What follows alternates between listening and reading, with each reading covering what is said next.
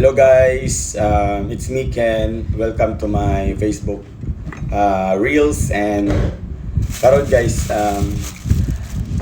nagbaktas ko pauli ba sa from work tapos kanang nakoy nagian nga nagtindag kanang murag Thai food. So yung ani siya ang look guys kani. So mo na siya. So ang pagkaon guys nasa sulod sa kawayan, nasa ilawom sa kawayan ang sulod. So tanawan niyo guys. Ano siya oh. So ang tawag nila na nambot sa good nakalimot basta kay ang sulod daw niya is sticky rice. Tapos meron siyang dalawang duha ka flavor. Kanang tapol nga sticky rice o gusang puti tapos putpon sila minani. So nasa siya kuan guys tanaw guys nasa so ni nasa gusa. So kani siya nga di style guys murag sa province ba na style ba ambot ko kay bagong sa ni siya guys. Pero sa ato mo rin ni siya kuan kanang sana budbud sa amo mo rin ni siya budbud tapos karon ako i-share sa inyo guys unsa ang look ug unsay lasa ato tanawon guys. Okay ba kung say tawag style basta gisulod siya sa kawayan, guys. So ato buksan. So ready? Then let's open it. Ayun guys, 1, 2, 3. Quick, kuya po na ni. So ang pagbukas guys, ana na nimo guys. So humok na ka siya buksan. So mo ni siyang sulod. Kana, mo ni siyang sulod oh. So naa sa sulod ang pagkaon. So sticky rice talaga siya guys, mo siya budbud pero sa amo nang ang budbud gibutang siya sa down saging. Sa kanina man ila kawayan, di ba? Kon kayo kanang kakaiba. So tilawan kun sa lami. So buksan na nato. Ano mo na siya bukas guys. Guy. So diba? Sticky wow. Yan. So guys, pwede natin siya makaon. So dami kutsara diri. Kana silasa niya. Nasa murag kani ba maram ni sa herb. Murag sa herb pero butlang og lami ba ni. So ato sa tilawan guys kay kuan man siya murag sikat man siya sa kuan probinsya ng mga luto ba. So wala man siguro sa Pilipinas no, ambot lang. Basta tilawan nato. Let's try kung yummy ba. Sabi daw nila, sabi ng nagtinda niya ni ba? Tamis daw nagkagawin. Tamis ba niya? 1 daw, 1.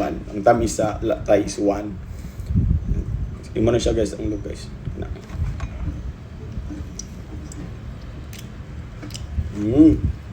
Dami siya guys.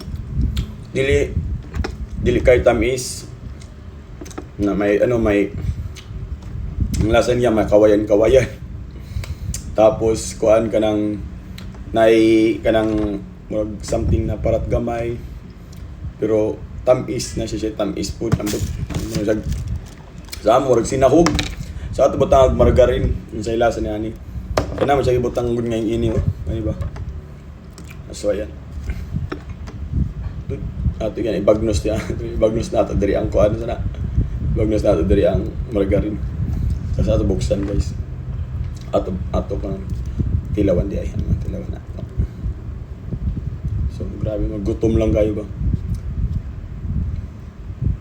So amazing Thailand talaga kasi meron silang mga kakaibang ba mga kakanin dito na kanabang dili pare sa ato ba. So mas pinalamig na. Okay. Kagat na ako ang ako kuan. Wait. So mo tawag ni ani. So isod kay kaunon ba. May challenge talaga pag mukhaon ka na ning kanang imuyod kot-koton sa ilang ba. So nagpad guys duha ka buhay kaya nakuha ko ba na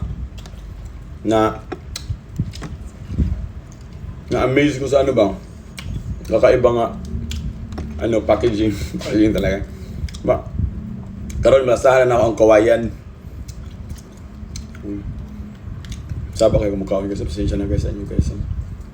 Kaya ako lang try ba kung isang walang ato butang dyan sa ano margarine. So margarine dili sa Thailand guys, yung ano guys.